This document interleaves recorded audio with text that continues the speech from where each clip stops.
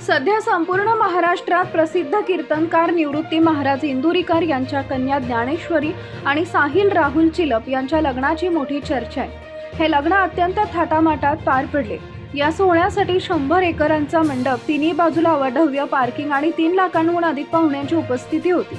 मुख्यमंत्री, उपमुख्यमंत्री आणि अनेक दिग्गज नेत्यांनी या लग्नाला हजेरी लावली। महाराज नेहमी आपल्या कीर्तनातून कमी खर्चात लग्न करा असा संदेश देतात, मात्र त्यांनी स्वतःच्या मुलीच्या लग्नात करोडो रुपये खर्च केल्यामुळे सोशल मीडियावर त्यांच्यात मोठ्या प्रमाणात टीकाही झाली। जावयाचे सत्य आणि कौटुंबिक पार्श्वभूमी। लग्नानंतर अवघ्या 2 दिवसात महाराजांच्या जावयाबद्दलचं सत्य समोर आले।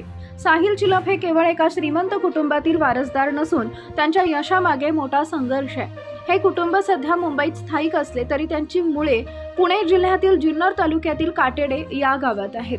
साहिलचे वडील सुनील विष्णू चिलप यांचा प्रवास थक्क करणारा आहे। 2003 मध्ये ते केवळ खिशात काही रुपये घेऊन घरून निघाले होते। त्यांनी सुरुवातीला नवीन मुंबईत ट्रक ड्रायव्हर सोबत काम केलं आणि ट्रान्सपोर्ट व्यवसायातील बारकावे शिकले। शून्यातून विश्व निर्माण करत त्यांनी एक ट्रक जमा केला आणि आज त्यांच्याकडे 100 ते 120 हून अधिक कंटेनर्सचा ताफा आहे।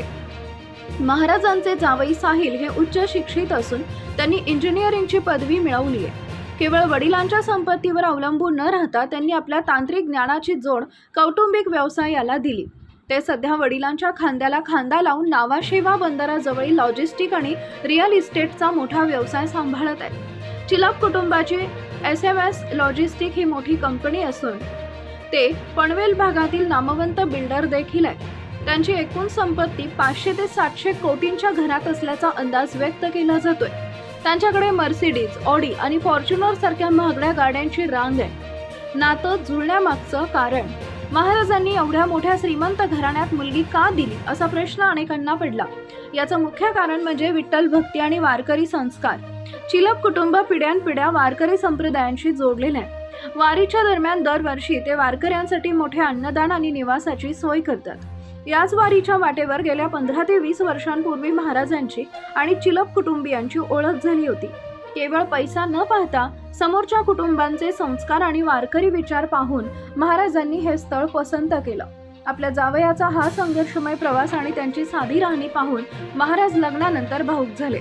थोडक्यात हा व्हिडिओ एका बाजूला टीका होत असताना दुसरीकडे महाराजांचा जावयाच्या शून्यातून विश्व निर्माण करण्याचा प्रेरणादायी प्रवास समोर आणतोय।